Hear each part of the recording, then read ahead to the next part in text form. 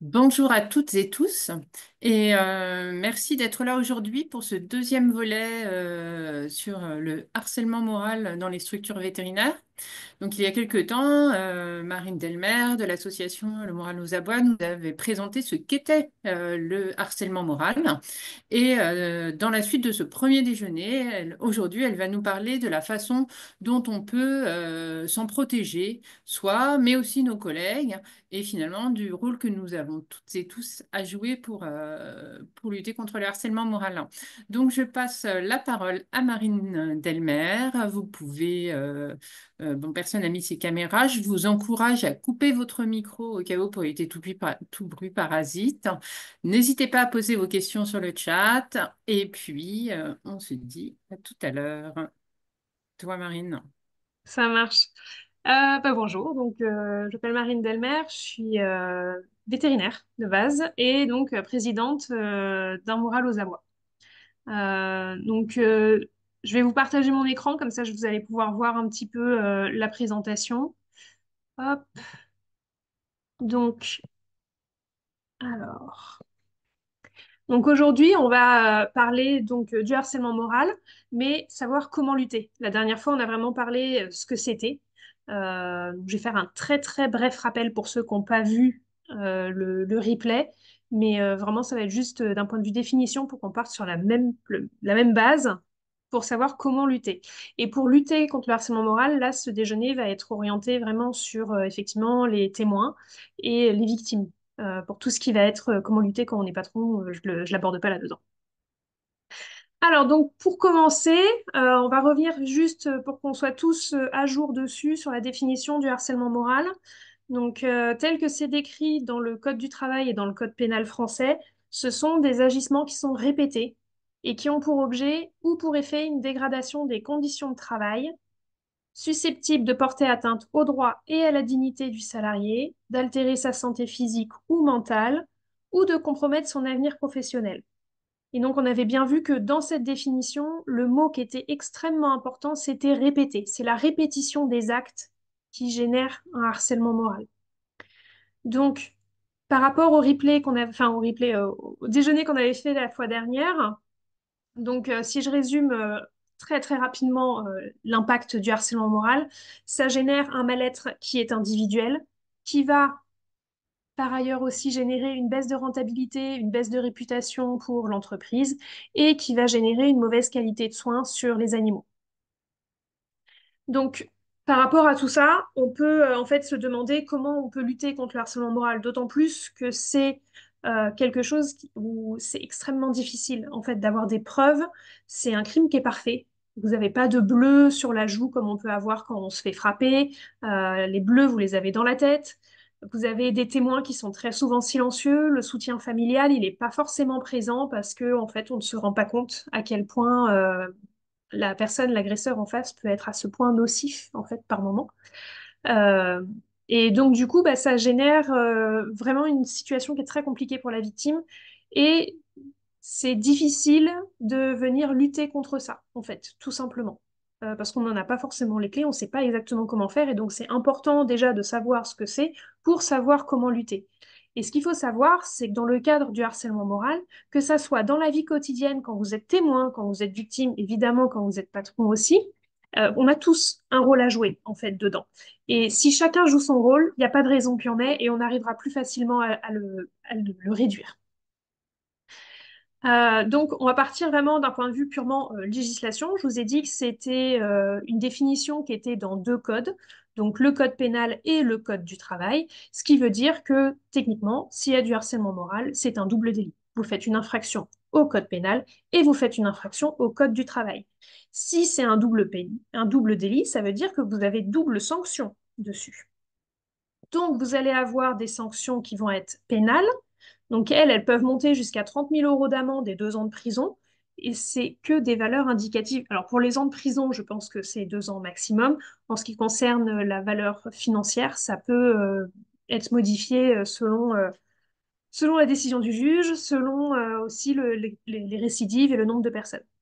Mais vous allez aussi avoir tout ce qui va être sanction civile, donc au niveau de la responsabilité civile, avec si la victime est reconnue véritablement comme victime et que le coupable est bien défini comme coupable, le harceleur est bien défini comme coupable, dans ce cas-là, il peut y avoir une demande de rembourser tout ce qui va être frais médicaux et les frais de conseil, les frais d'avocat, tous les frais qui ont été engendrés par la victime pour venir en fait se réparer et se défendre.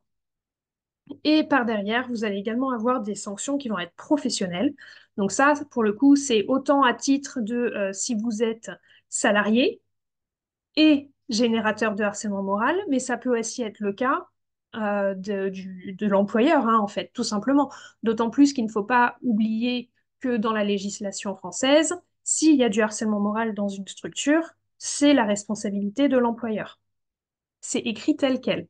L'employeur a à charge de s'assurer que vous avez une bonne protection physique et mentale de ses salariés. Et si ce n'est pas le cas, la faute revient vers lui. Ce qui explique que quand vous avez une plainte pour harcèlement moral, parfois la personne que vous allez avoir en face de vous, en fait, la personne qui est considérée comme potentiellement coupable, ben, ce n'est pas forcément la personne qui génère le harcèlement moral. Ça peut être juste le responsable, l'employeur. Et donc, vous allez avoir les sanctions professionnelles qui peuvent s'appliquer autant sur l'employeur, mais qui peuvent s'appliquer évidemment, bien sûr, aussi sur la personne qui génère le harcèlement moral. Et donc, tout ça, ça va être donc des avertissements, ça peut être des mutations, ça peut être des licenciements. Vous pouvez avoir aussi dans le milieu vétérinaire, évidemment, comme il nous faut une licence pour travailler, il faut qu'on soit inscrit à l'ordre, vous pouvez être radié, en fait, ou avoir une suspension d'activité. Donc ça, c'est les sanctions que vous pouvez avoir. Il y en a beaucoup. Des sanctions, là, je vous ai mis quelques-unes, mais les principales, voilà, sont là. Donc finalement, si on réfléchit, un monde sans harcèlement, ben, en fait, ça va passer tout simplement par une bonne communication, par une bonne gestion des conflits et savoir comment intervenir. Parce qu'on n'intervient pas n'importe quand et on fait vraiment attention, c'est pas n'importe comment non plus.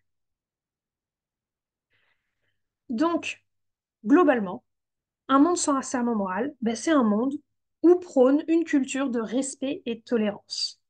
Donc en fait, la première question qu'on va se poser là-dessus, c'est qu'est-ce que le respect, globalement? Eh bien, si on veut créer une culture de respect et de tolérance, il faut se rappeler que, en fait, ça, on a déjà cette définition-là dans les textes, que ça soit dans la Déclaration des droits de l'homme, voire dans l'Ancien Testament, donc dans les textes religieux.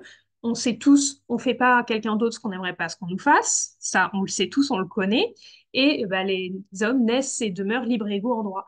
Donc ça, en fait, ce sont déjà deux phrases qui viennent dire que, en fait, on est censé avoir une culture de respect et de tolérance, c'est important. Mais pour autant, est-ce qu'on connaît tous vraiment bien la définition du respect? Moi, personnellement, j'ai demandé à mon frère, on a des définitions très différentes. Donc, on va repartir sur les bonnes bases et on va partir sur la définition de l'ONU. Donc, pour l'ONU, le respect, ben, c'est simplement penser et agir avec les autres de façon positive. Comme on agit avec soi-même, il faut aussi se respecter soi-même, bien sûr.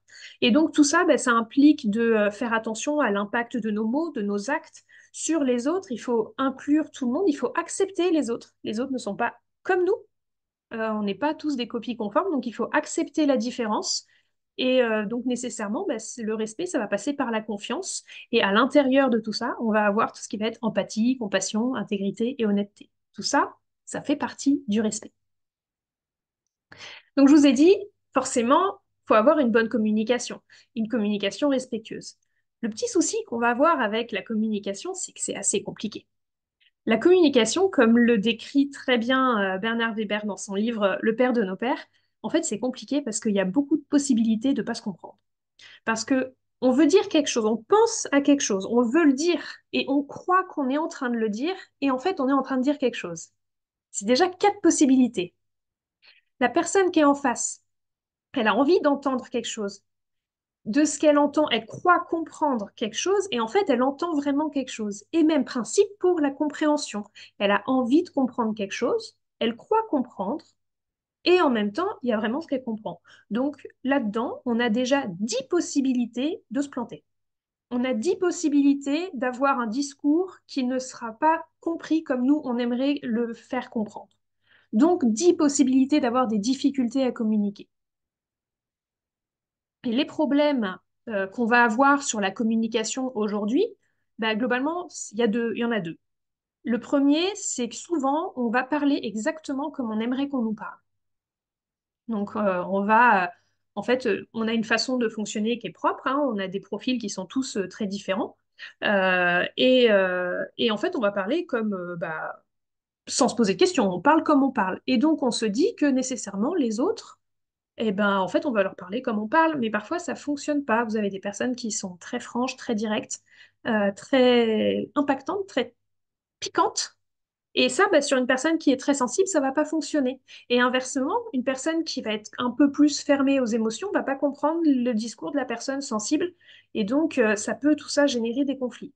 Donc, il faut comprendre que, bah, en fait, parler comme on aimerait qu'on nous parle, ça fonctionne pas forcément. Et la deuxième chose qu'on va avoir en termes de problème, c'est que très régulièrement, on écoute la personne en face en préparant sa réponse dans la tête. Donc, on écoute pour répondre, on n'écoute pas pour comprendre ce que la personne est en train de nous dire. Donc ça aussi, ça peut être générateur de problèmes parce qu'en fait, du coup, ce n'est pas une écoute active. On écoute pour comprendre ce qu'on a envie de comprendre et répondre derrière. Donc une façon de remédier un petit peu à tout ça, ça va être d'utiliser le test DISC. Donc ça, je vous renvoie vers notre site où vous allez avoir en fait accès à ce test-là. Et ce test, en fait, tout simplement, il va vous dire votre profil de communication. Il y en a quatre globalement. Vous avez probablement entendu parler, c'est un test à quatre couleurs. Vous avez rouge, bleu, vert et jaune.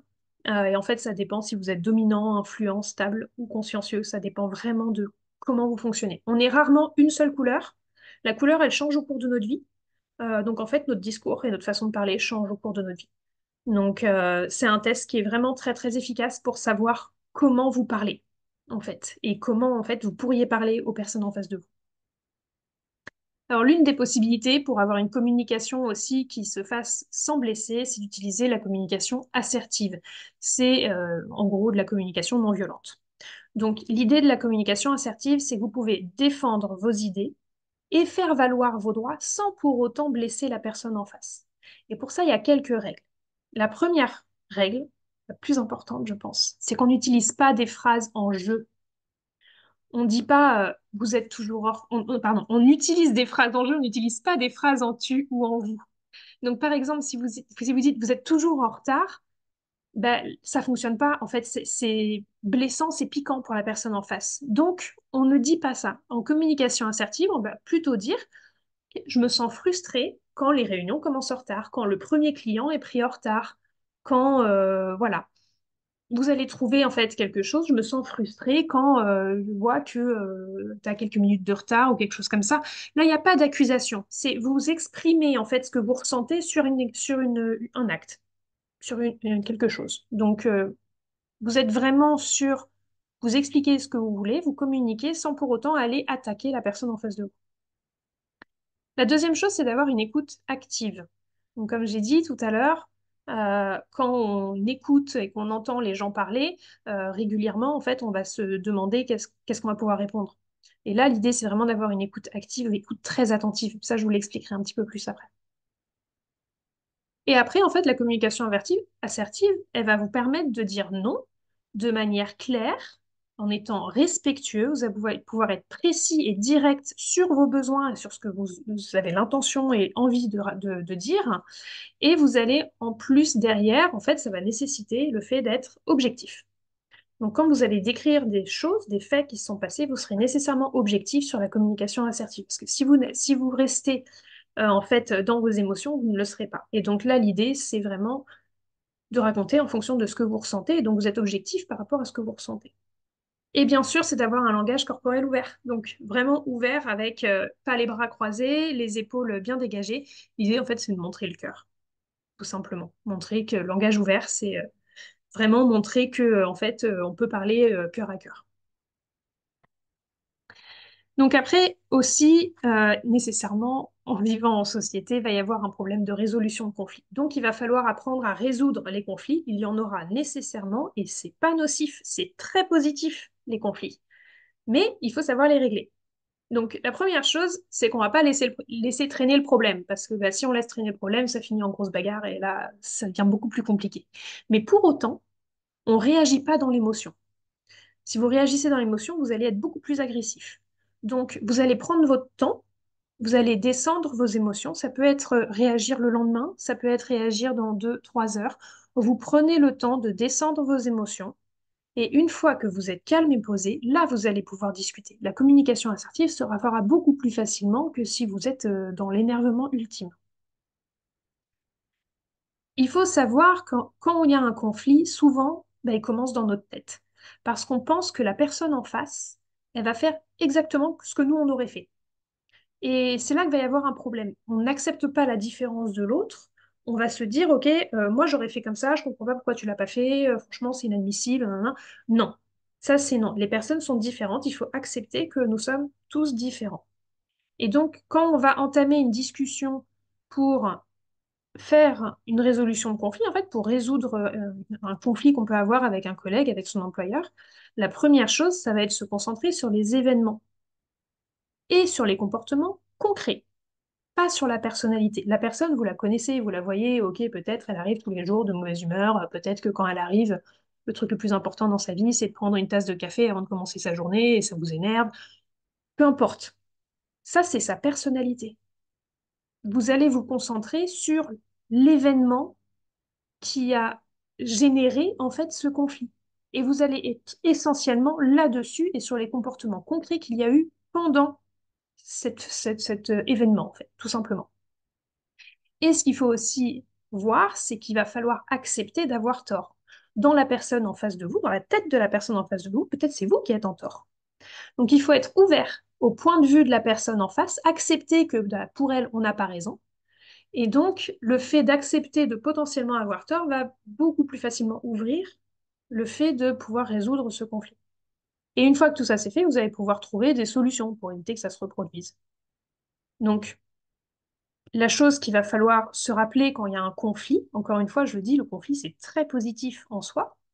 Donc, quand il y a un conflit avec une personne, rappelez-vous juste que vous travaillez pour la même entreprise et que votre but à tous les deux, c'est juste que vous gardiez tous les deux votre job et que globalement, bah, ça veut dire que l'entreprise, elle fonctionne bien. Donc, si vous avez le même but commun, c'est plus facile d'aller résoudre un conflit pour que ça aille encore mieux. Donc, rappelez-vous bien ça, parce que ça aide. Après, ce qu'il va y avoir, donc dans le cadre, là, on va rentrer un peu plus dans le cadre du harcèlement moral. Dans le cadre du harcèlement, le soutien entre collègues, il est hyper important.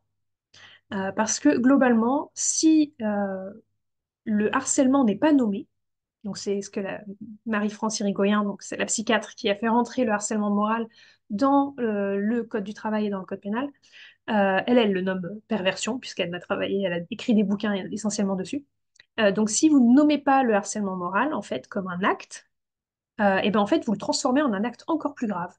Parce que vous ne l'avez pas cité, vous ne l'avez pas nommé.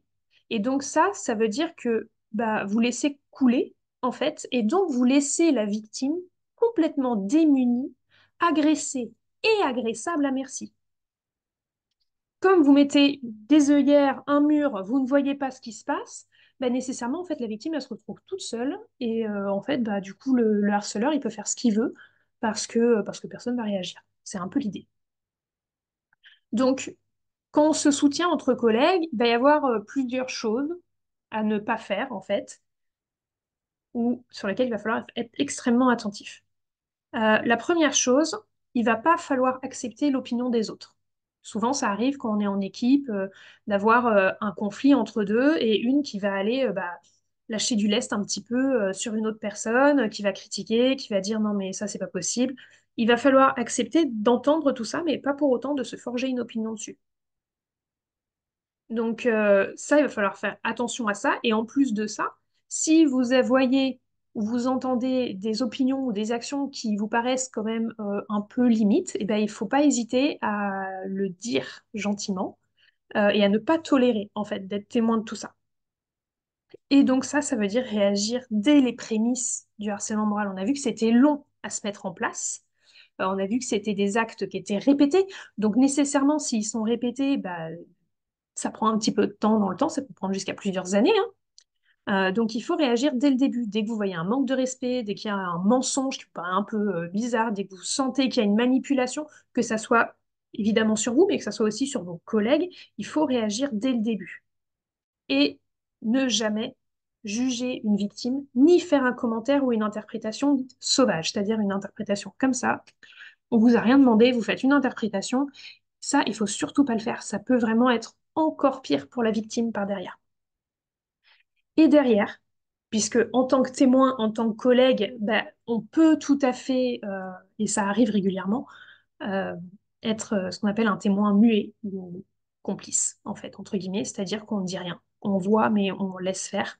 En fait, le fait d'aller exprimer ses regrets derrière à la victime, ça peut aider la victime. C'est-à-dire que en fait, bah, la victime s'est rendue compte, elle a lutté contre le harcèlement moral, ça a été OK, il y a du harcèlement moral. Le fait d'aller la voir et de venir exprimer vos regrets, vous excuser, en fait, ça va permettre de ramener un petit peu de dignité à la victime et ça va permettre de l'aider à se reconstruire.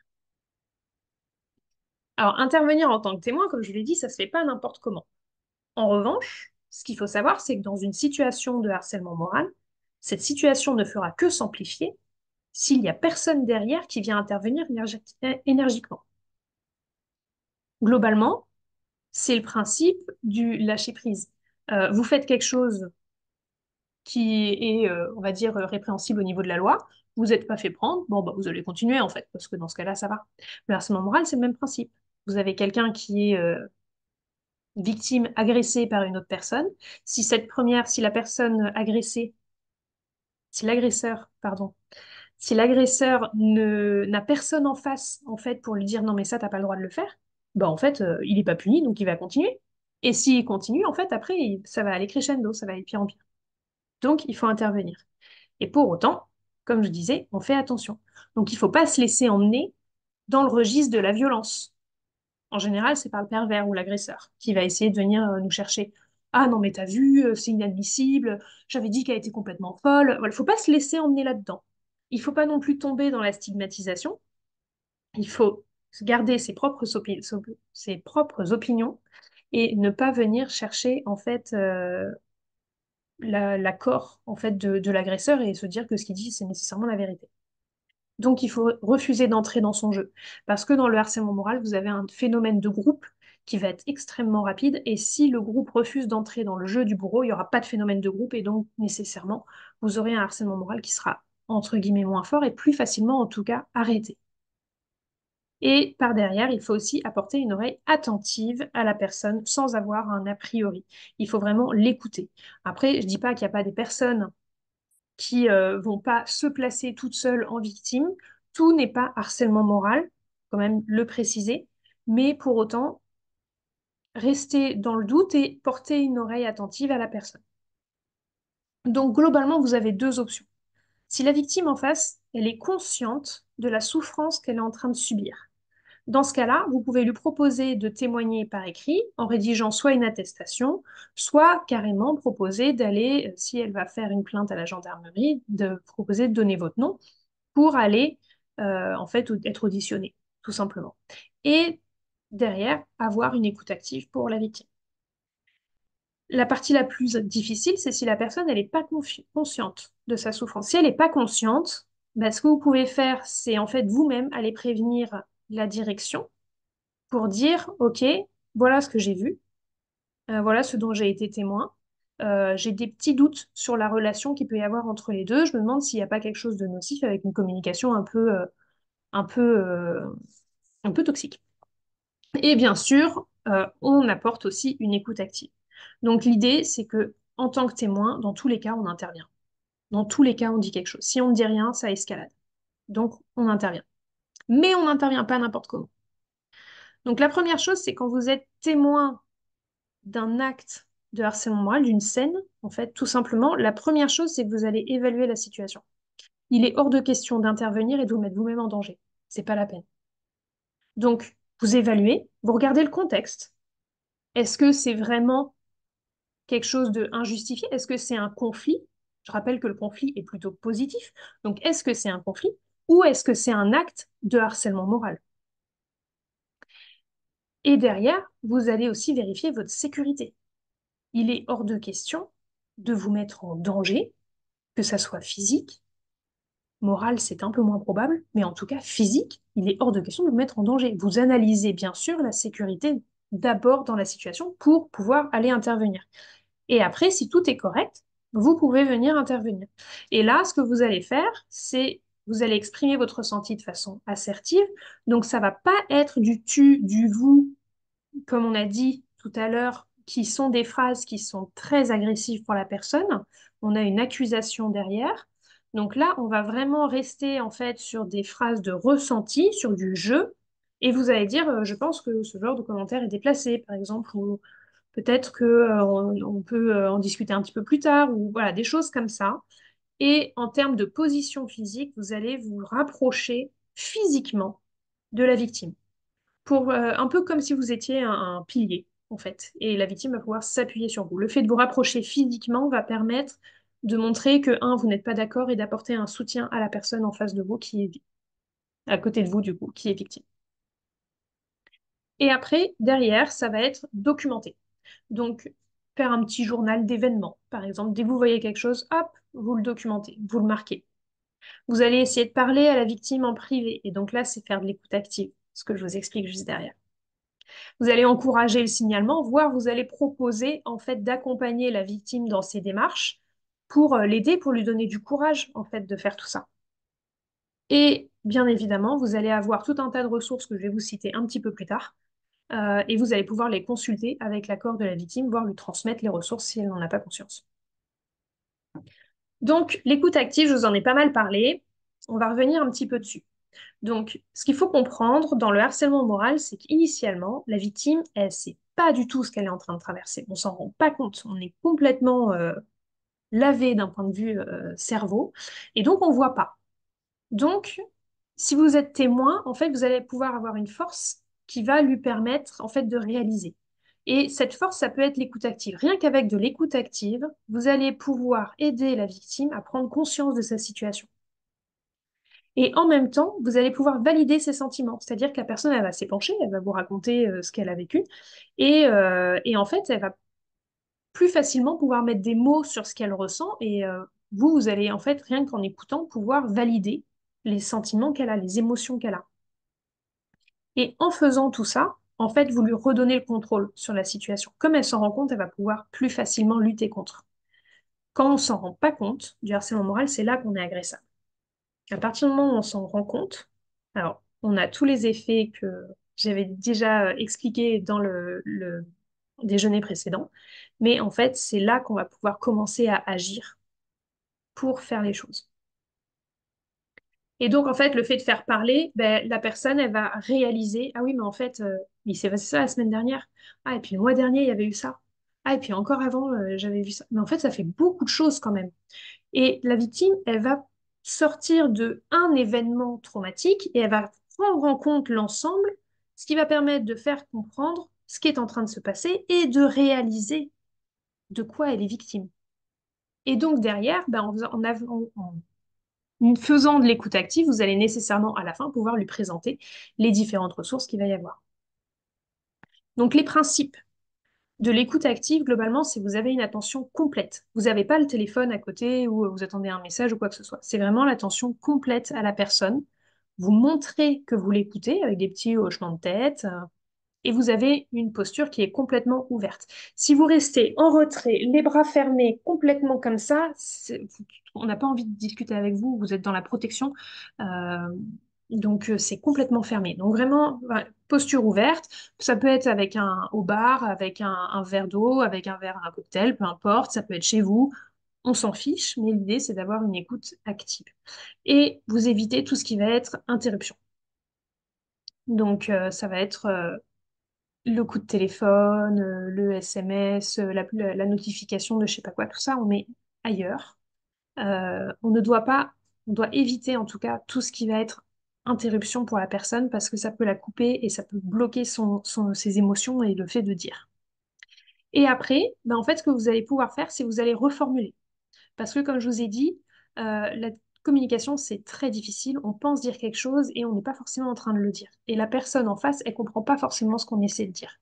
Donc, il ne faut pas hésiter à reformuler pour s'assurer qu'on a bien compris ce que la personne est en train de nous raconter, voire poser des questions ouvertes pour que la personne elle puisse encore plus nous donner de détails pour qu'on se fasse une idée. Et après, bien sûr, le fait de paraphraser ce qu'elle est en train de dire, donc c'est-à-dire de répéter en fait ce qu'elle a dit, mais différemment, ça va permettre à la personne en face de valider ce qu'elle est en train de ressentir, mais ça va lui permettre aussi, en fait, tout simplement, bah, de comprendre encore plus ce qui est en train de se passer. Et il ne faut pas hésiter à demander des clarifications. Parfois, alors surtout quand on est victime de harcèlement moral, c'est très difficile, très vite, il y a de l'émotion qui vient se mettre dedans. Il ne faut pas hésiter à demander ok, là, qu'est-ce que tu as voulu dire par il s'est passé ça ou j'ai ressenti ça? Il ne faut pas hésiter. Mais là, le principe vraiment très très important, c'est que l'écoute, elle est sur la personne en face et on n'est pas en train d'écouter pour répondre, on est en train d'écouter pour répondre.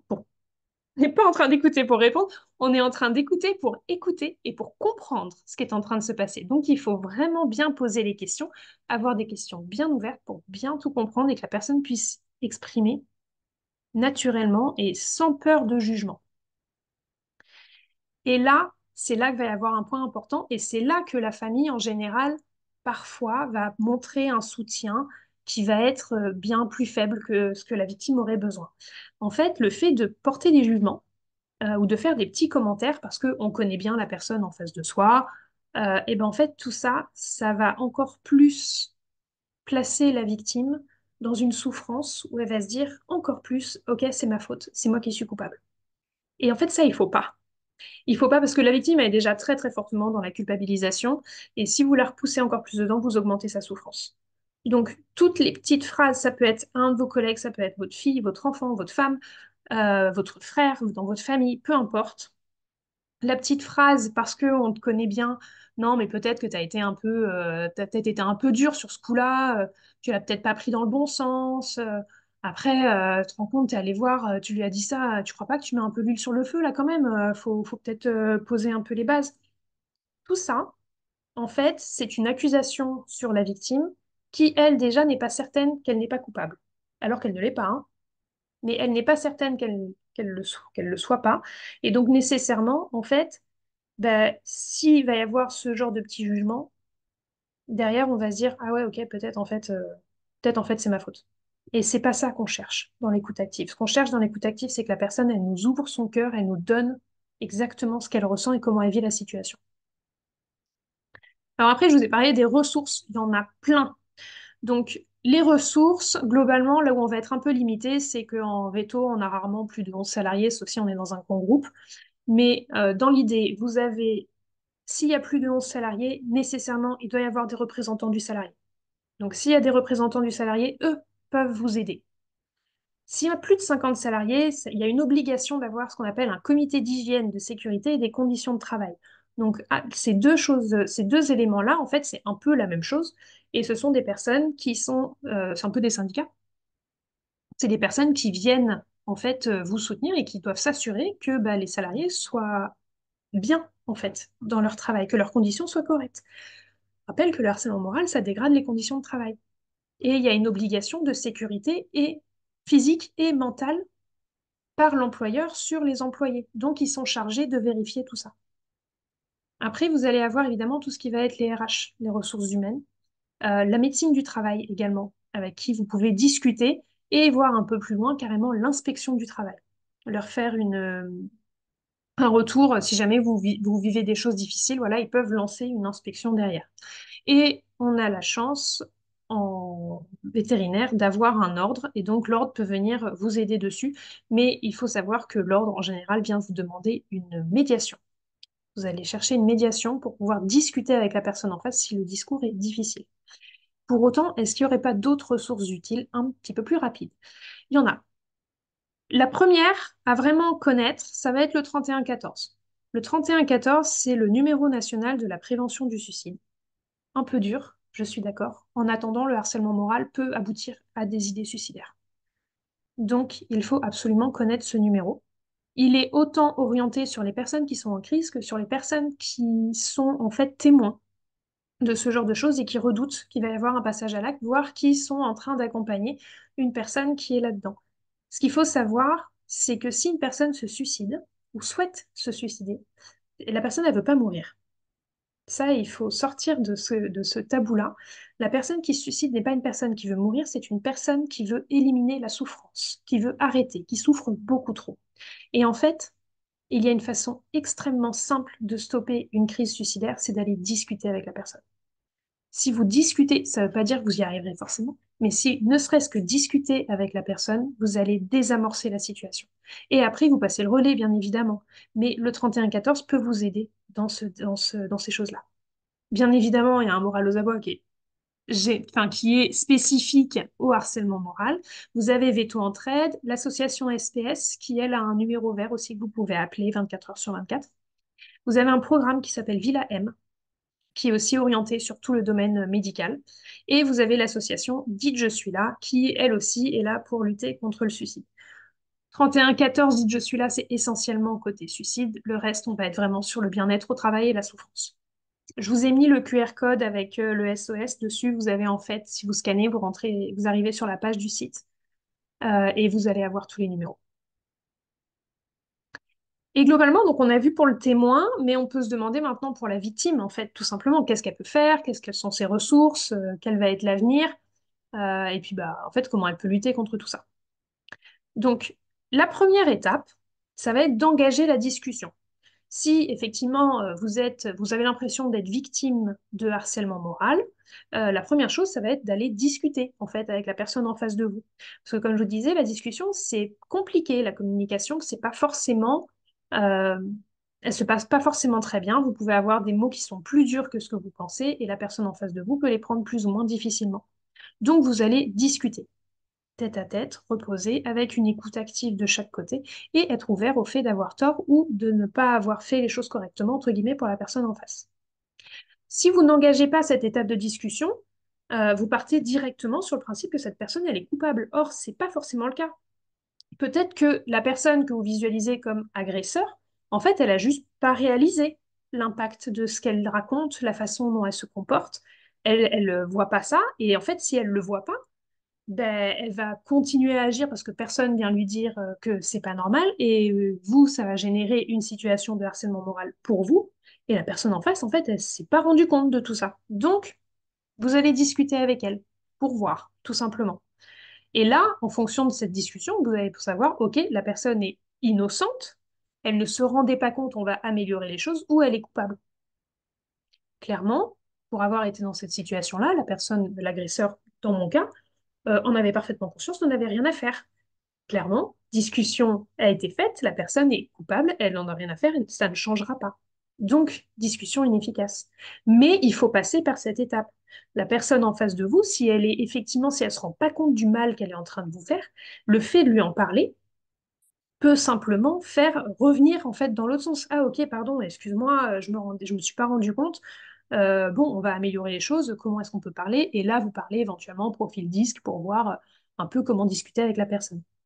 Donc, engager la discussion, en fait, ça va désamorcer le conflit. Vous allez utiliser la CNV, la communication non violente, la communication assertive, éviter les accusations, éviter les toujours, éviter les jamais, ne pas partir dans la généralisation, parler vraiment des faits. Avoir une écoute active, vous écoutez autant ce que la personne est en train de vous dire et la personne en face de vous, elle doit écouter ce que vous êtes en train de dire aussi. Et à la fin, bah, vous trouvez un compromis, vous trouvez une façon de fonctionner qui permet de faire bah, encore fleurir tout simplement l'entreprise et faire que tout se passe bien.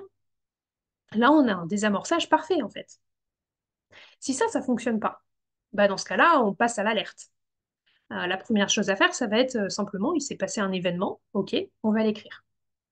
Une fois qu'on est sorti de l'émotion, on l'écrit en étant le plus objectif possible, on décrit exactement ce qui s'est passé, type dialogue, vous avez dit quelque chose, machin, je vous ai répondu, machin.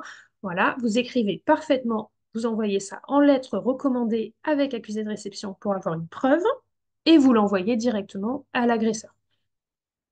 Si vous n'avez pas en fait de réponse de l'agresseur en face, bah, nécessairement, ça va être plus difficile. Il va falloir aller un petit peu plus haut pour venir expliquer et alerter en fait sur la situation. Là où je vais mettre un petit accent dessus, c'est que il faut savoir que d'abord vous avez fait la discussion. Parce que si vous vous contentez d'envoyer une lettre recommandé avec un événement et que la personne en face, elle se rend pas compte qu'il n'y a même pas eu de discussion avant, il faut comprendre que c'est très violent de recevoir une lettre en recommandé expliquant que en fait, vous avez des actes qui ont blessé quelqu'un et qui potentiellement peuvent être la définition même du harcèlement moral. Donc, il faut vraiment commencer par la discussion. Après, on alerte. Et si ça n'a pas suffi, eh ben, vous repartez sur les ressources que je vous ai données tout à l'heure avec les représentants du salarié, les comités, les RH, médecine et l'ordre. Et si tout ça, ça suffit pas, eh ben là, on dénonce. Mais encore une fois, on ne dénonce que si les premières tentatives n'ont pas abouti. Si vous dénoncez avant même d'avoir essayé le reste et d'avoir des preuves que vous avez essayé le reste, là, dans ce cas-là, la justice peut se retourner contre vous. Pourquoi? On sait tous que la justice, elle est actuellement quand même extrêmement prise. Il y a beaucoup, beaucoup de cas, beaucoup d'affaires. Et donc, en fait, si vous n'avez pas essayé de régler les choses à l'amiable, ils peuvent vous en vouloir parce que vous êtes allé venir chercher la justice pour quelque chose qui aurait pu être réglé à l'amiable. Et donc, vous êtes allé encombrer encore plus leur travail. Donc, ce que vous pouvez faire, c'est vous avez évidemment le conseil des prud'hommes, vous portez plainte en gendarmerie ou en commissariat. Je vous rappelle que c'est inscrit dans le code pénal. Donc, le code des prud'hommes, c'est plutôt le code du travail. Le code pénal, c'est plutôt la plainte. Et après, vous avez aussi le défenseur des droits qui peut venir vous aider. Ce qu'il faut savoir, c'est que le harcèlement moral, c'est long. C'est très, très long. D'accord?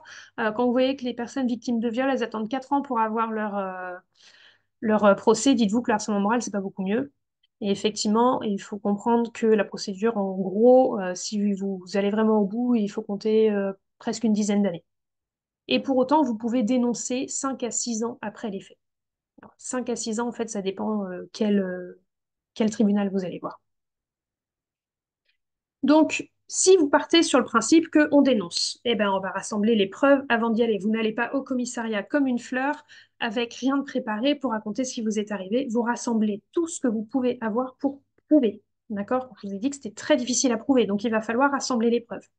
La première, ça va être faire votre petit journal d'événements. Vraiment avoir un cahier où vous allez écrire toutes les choses. Ensuite, vous allez rassembler tous les documents, toutes les preuves de lettres recommandées que vous avez envoyées, les petits mots post-it que vous avez pu avoir pour vous critiquer ou avoir voilà, une, une réflexion. Tout ça, vous allez le garder. Tout ce qui va être mail et texto, bien évidemment, vous allez tout récupérer. Tout, vous pouvez faire des screenshots, hein, faire des photos de vos messages et vous récupérez tout ça. Les certificats médicaux, vous allez en avoir nécessairement avec le harcèlement moral. Ça ne sera pas forcément lié au harcèlement, mais en tout cas, si vous en avez et que vous êtes mis en arrêt pendant 4 mois parce que il y a burn-out, parce qu'il y a un état anxio-dépressif, ça, il faut que vous les ayez. Et bien sûr, vous allez lister les témoins, lister les personnes qui ont vu. Ça ne veut pas pour autant dire qu'elles accepteront de venir témoigner pour vous, parce qu'on a vu que parfois, voilà, les témoins, c'est plus difficile, même s'il faut agir. Vous en avez qui ne prendront pas le risque. Donc, il faut venir lister et il ne faut pas hésiter à donner. Euh, Même si vous listez et que vous donnez ça à la gendarmerie peut communiquer et appeler ces personnes-là et après notifiera, OK, elle a refusé d'être auditionnée, mais OK, elle a accepté. Donc, il ne faut pas hésiter à lister les témoins. Et après, ce que vous pouvez avoir, ça va être un outil qui a été créé par France Victime qui s'appelle Mémo de vie. Et Mémo de vie, c'est pour un peu toutes les violences. Donc à la base, c'était fait pour les violences aux femmes dans leur vie privée avec leurs compagnons. Euh, il y a aussi le côté harcèlement moral à l'intérieur où vous pouvez en fait chaque jour mettre une entrée, dire voilà, il s'est passé ça, comment vous vous sentez aujourd'hui, bien, pas bien, en danger, et vous pouvez écrire tout ça. Et ça peut être transmis en fait directement aux autorités. Alors, il y a des autorisations à faire, mais ça peut être transmis aux autorités et ça peut apporter en fait comme une preuve. Donc, derrière, une fois qu'on a fait tout ça, il faut quand même à un moment donné mettre fin au cycle, hein, parce que si on reste dans le harcèlement, on ne va pas s'en sortir. Donc, je vous l'avais déjà dit la dernière fois, mais la séparation, elle sera toujours en fait à l'initiative de la victime. C'est toujours elle qui va dire stop. Petit bémol sur le harcèlement au travail, dans le sens où je vous ai dit que si un témoin agit de manière franche, on peut stopper en fait le cycle. Là, je vous parle vraiment d'un cycle fin où la victime est vraiment très très en souffrance. À la fin, la victime finira toujours par se séparer. Ça peut être partir par la voie du suicide, entre guillemets, ou la démission et ne plus y aller. Ça peut être en fait simplement euh, dire stop et trouver des solutions pour. Donc, pour mettre fin, bah, évidemment, il faut réagir le plus vite possible hein, pour être le moins abîmé d'un point de vue santé mentale. Donc, il faut repérer ce qui s'est passé. Il faut trouver au sein de l'entreprise des personnes piliers qui vont pouvoir vous aider. Et après, il va falloir résister psychologiquement. Parce que mettre fin au harcèlement moral dans le privé, c'est pas la même chose que dans le monde du travail.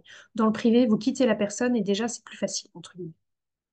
Dans le monde du travail, c'est beaucoup moins facile d'aller donner sa démission. Et même si vous donnez une démission, en fait, vous allez avoir nécessairement un délai avant de pouvoir quitter. Donc, vous allez avoir un temps beaucoup plus long. Donc, il faut s'assurer de résister psychologiquement. Et en plus, cette résistance vous permettra d'accumuler les preuves, de mettre en place le petit journal d'événements où vous allez pouvoir vous souvenir ce qui s'est passé et noter après, date par date, tout ce qui s'est passé. Et une fois que vous avez fait tout ça, vous allez pouvoir agir. Et rappelez-vous, en tant que témoin, il faut agir, mais il faut savoir que si jamais, au moment, dans tout le processus de harcèlement moral que la victime est en train de subir, si elle trouve une personne qui sait l'écouter, elle va sortir. Si vous avez une personne qui a de l'écoute active avec la victime, elle va comprendre ce qui est en train de se passer et elle peut sortir du processus. Et après tout ça, il faut comprendre qu'on a chacun notre responsabilité. Je ne peux pas parler de la responsabilité du harceleur, ça me paraît juste une évidence. En revanche, pour la victime, ce qu'il faut comprendre, c'est qu'elle, elle n'en a pas vraiment. D'accord? Elle n'est pas responsable de ce qui se passe. La victime, elle a été désignée comme proie par le harceleur parce qu'elle était là. Elle est en train de payer pour un crime qu'elle n'a pas commis. Éventuellement, si on veut vraiment aller chercher une responsabilité à la victime, sa seule faute, sa seule erreur, c'est de ne pas avoir réagi assez rapidement. Et donc, du coup, d'avoir été blessée fortement d'un point de vue mental. Pour le témoin, c'est plus compliqué. Si le témoin ne dit rien, si c'est un témoin muet, dans ce cas-là, il est complice. Si la personne voit des choses qui lui paraissent déplaisantes mais ne dit rien, ne donne pas d'opinion, ne vient pas protéger la victime, si elle refuse de nommer le fait que ça soit du harcèlement moral, comme on disait, donc dans ce cas-là, laisser la victime agressable parce qu'en fait, tout le monde s'en fiche, donc on peut y aller, on peut aller attaquer cette personne, il n'y a pas de problème. Si vous rentrez dans un phénomène de groupe et venez vous-même devenir harceleur sans même vous en rendre compte, tout ça, c'est de la complicité. Et donc, vous renforcez, en plus, avec une absence d'écoute active, vous renforcez la culpabilité de la victime. Et comme je vous disais tout à l'heure, quand le phénomène, le cycle a été mis à terme, qu'il n'y a plus de harcèlement moral, c'est à partir de ce moment-là, si vous retournez voir la victime et vous dites, je suis vraiment désolée, je sais pas, voilà, peu importe, on sait pas forcément comment réagir, je savais pas quoi faire, je savais pas, je voyais pas, j'avais peur. On peut avoir peur de réagir, c'est normal, c'est humain. Mais le fait de venir l'exprimer à la victime, vous allez redonner de la dignité et ça va l'aider dans sa réparation. Donc, je vais finir sur une citation que tout le monde connaît et qui, je trouve, s'applique extrêmement bien au harcèlement moral, c'est-à-dire que qui ne dit mot consent. Vous ne dites rien, vous consentez. Vous ne dites rien en tant que témoin, vous êtes complice, tout simplement.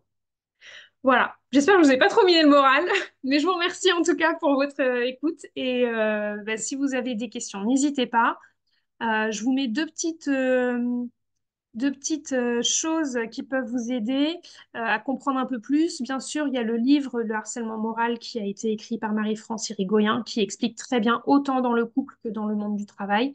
Et vous avez une série coréenne sur Netflix qui s'appelle Au grand mot et qui traite notamment du harcèlement moral et les mots sont plutôt justes dessus. Donc voilà, vous pouvez aller voir un petit peu ces deux choses-là pour voir un petit peu plus.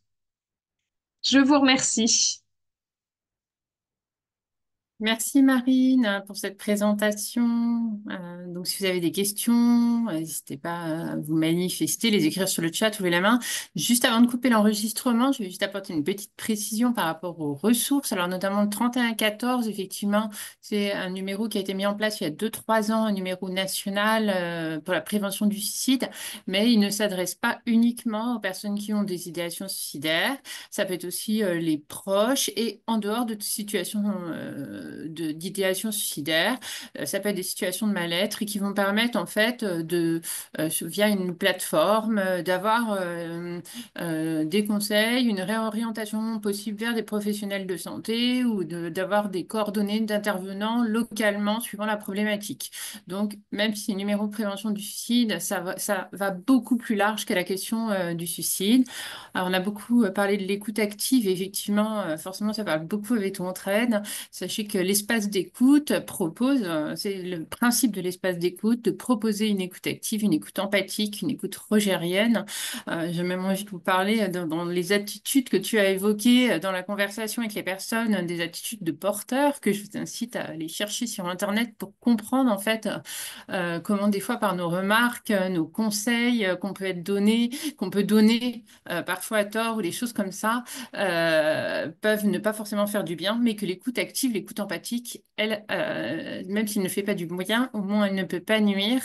Et donc l'espace d'écoute est accessible pour les personnes qui souffrent, mais aussi leurs proches, les collègues de travail, les amis, la famille. L'espace d'écoute n'est pas réservé aux vétérinaires. Voilà. Et donc je vais arrêter Attends, je fais une l'enregistrement. pause. Ouais, vas-y.